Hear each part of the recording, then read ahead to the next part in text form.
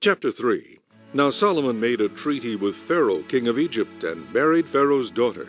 And he brought her to the city of David until he had finished building his own house, and the house of the Lord, and the wall all around Jerusalem.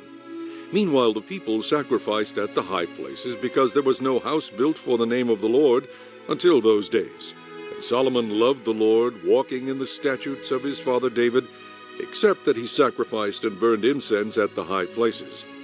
Now the king went to Gibeon to sacrifice there, for that was the great high place. Solomon offered 1,000 burnt offerings on that altar. At Gibeon the Lord appeared to Solomon in a dream by night, and God said, "Ask, what shall I give you?" And Solomon said, You have shown great mercy to your servant David my father, because he walked before you in truth, in righteousness, and in uprightness of heart with you. You have continued this great kindness for him, and you have given him a son to sit on his throne, as it is this day. Now, O Lord my God, you have made your servant king instead of my father David. But I am a little child. I do not know how to go out or come in. And your servant is in the midst of your people, whom you have chosen, a great people, too numerous to be numbered or counted. Therefore give to your servant an understanding heart to judge your people, that I may discern between good and evil. For who is able to judge this great people of yours? The speech pleased the Lord that Solomon had asked this thing.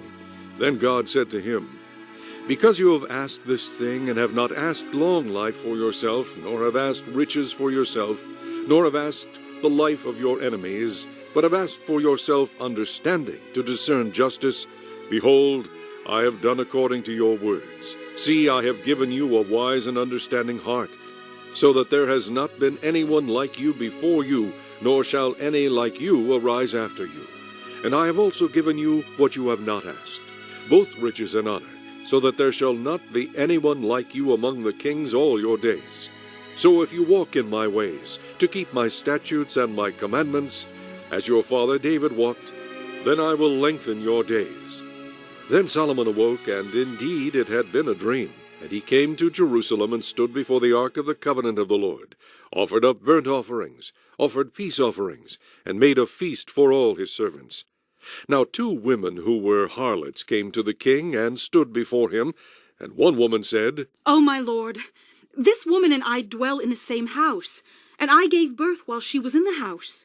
Then it happened the 3rd day after I had given birth, that this woman also gave birth, and we were together. No one was with us in the house except the 2 of us in the house. And this woman's son died in the night because she lay on him. So she arose in the middle of the night, and took my son from my side, while your maidservant slept, and laid him in her bosom, and laid her dead child in my bosom. And when I rose in the morning to nurse my son, there he was, dead. But when I had examined him in the morning, indeed he was not my son whom I had born." Then the other woman said, "No, but the living one is my son, and the dead one is your son." And the first woman said, "No, but the dead one is your son, and the living one is my son." Thus they spoke before the king.